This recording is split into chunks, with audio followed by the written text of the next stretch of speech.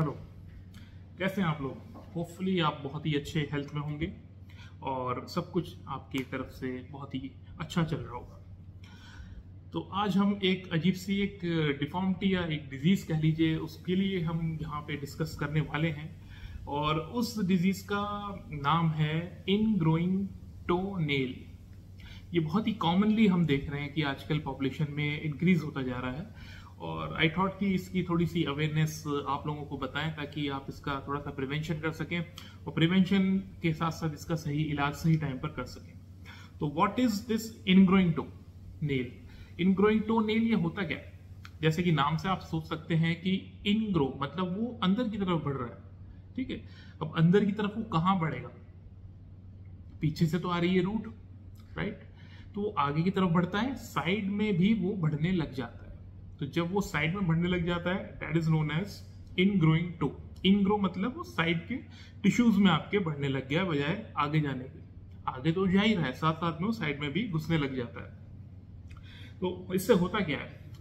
इससे होता ये है कि वो जहां पे उसको नहीं जाना चाहिए वो वहां पे बढ़ रहा है। ऑब्वियसली जहां पे उसकी नेचुरल वे नहीं है नेल की वहां पे जाने के लिए, वो अननेचुरल वे में साइड में चला जाता है और वो बढ़ता रहता है बढ़ता रहता है बढ़ता रहता है। तो होता क्या है, वहां पे आपका सॉफ्ट टिश्यू का इरोजन होने लगता है, जबरदस्ती नाखून साइड में घुसने लगता है जिससे आपको परेशानी होने लगती है और वहां पे इन्फेक्शन डेवलप होने लगता है। जैसा कि आप एक फोटोग्राफ में अभी देख भी रहे होंगे कि ये एक अजीब सी बीमारी है, डिफॉर्मिटी है नेल की, खासकर पैरों में।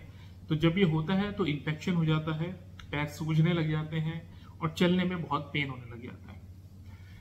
तो इसका प्रिवेंशन क्या है? प्रिवेंशन इसका ये है कि जब भी आपको लगे कि भाई हमको ये जो हमारा नाखून है उस साइड में हमारा घुसने स्टार्ट हो गया है, तो उसको आप ज्यादा छेड़े मत।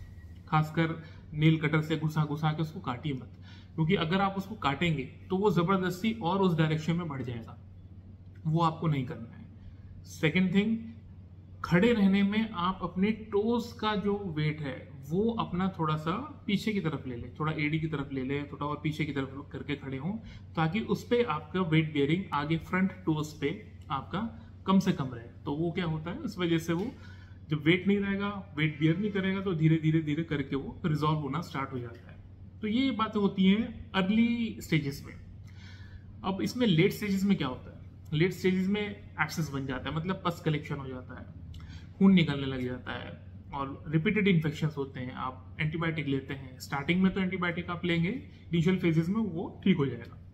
लेकिन अगर उसको आप बाद में लेटर फेजेस में लेंगे तो होता क्या है, लेट फेज में एंटीबायोटिक लेते हैं, कोर्स लिया आपने, 5 दिन का खाई गोली, उसके बाद वो ठीक हो गया। अगेन 15 दिन बाद या 1 महीने बाद 2 महीने बाद वो फिर रिकर कर जाता है, क्योंकि आफ्टरऑल हम सब चलने वाले हैं, तो हम लोग खड़े भी होते हैं एज ए ह्यूमंस और हम लोग चलते भी हैं अपने काम के लिए। तो इस वजह से हमको तो चलना ही है और चलना है तो वो बार बार वो हल्का सा वेट बेयरिंग करता ही है। तो अगर आपका जो नेल है, नाखून है, वो ज्यादा अंदर घुसा हुआ है तो डेफिनेटली इट विल रिकर, बार बार वो परेशानी वो करेगा।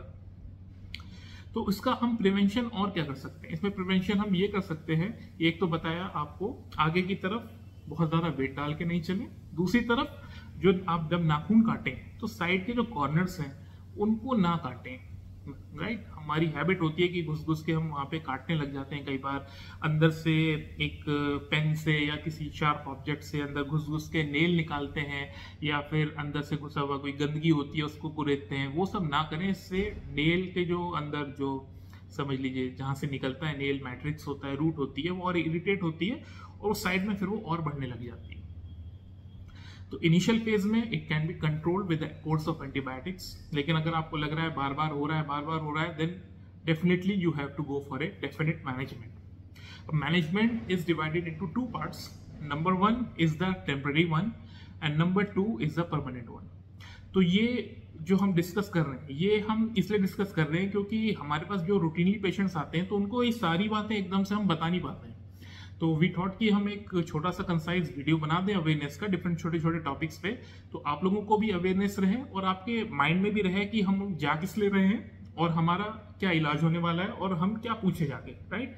तो इसलिए डेफिनेटली आप लोग आएंगे तो you will be well prepared और डेफिनेटली आपको भी पता लगेगा कि क्या पूछना है क्या नहीं। तो you should be having a outline कि आपको क्या चीज है तो इस वजह से हमें रिपीटेडली छोटे छोटे टॉपिक्स हम लेके आते रहते हैं आपकी अवेयरनेस बढ़ाने के लिए।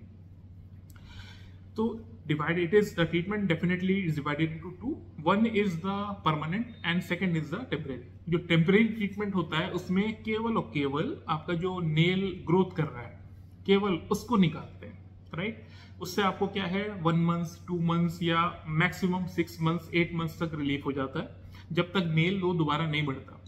जैसी नेल वो बढ़ना स्टार्ट होता है एकदम से फिर वो रिकरेंस आ जाता है। जैसी नेल बढ़ के आपका आगे पहुंचेगा वहां पे उस साइड में ग्रो करना स्टार्ट कर देगा, पीछे से आगे जैसे ही पहुंचेगा वो अपनी पोजीशन पे फिर से वहां पे साइड में घुसने लग जाएगा and definitely it will be repeated problem in this. और परमानेंट में क्या होता है, एक अलग डिफरेंट टाइप की सर्जरी होती है जिसमें इसको नेल को जो प्रॉब्लमेटिक पोर्शन है केवल उतना ही, पूरा नहीं, केवल प्रॉब्लमेटिक पोर्शन को हम निकाल देते हैं एक स्पेशल सर्जिकल टेक्निक के द्वारा। उससे क्या होता है आपका ऑलमोस्ट लाइफ लॉन्ग तक इसमें कोई भी प्रॉब्लम नहीं होती है। Yes, it is treatable and permanent solutions are available, right? तो ऐसा नहीं है कि आपने नाखून निकलवा दिया तो वो आपका परमानेंट ट्रीटमेंट हो गया, it is not, no. Permanent treatment अलग चीज है और नाखून निकलवाना इज ए टेम्परेरी थिंग। नाखून निकलवाने से आपको टेम्परेरी आपको रिलीफ मिल जाएगा definitely, but it will be temporary for 4 months और 3 months, मे बी 1 month और may be 6 months। That depends on your nail growth कि आपका नेल कितनी तेजी से आपका ग्रो करता है।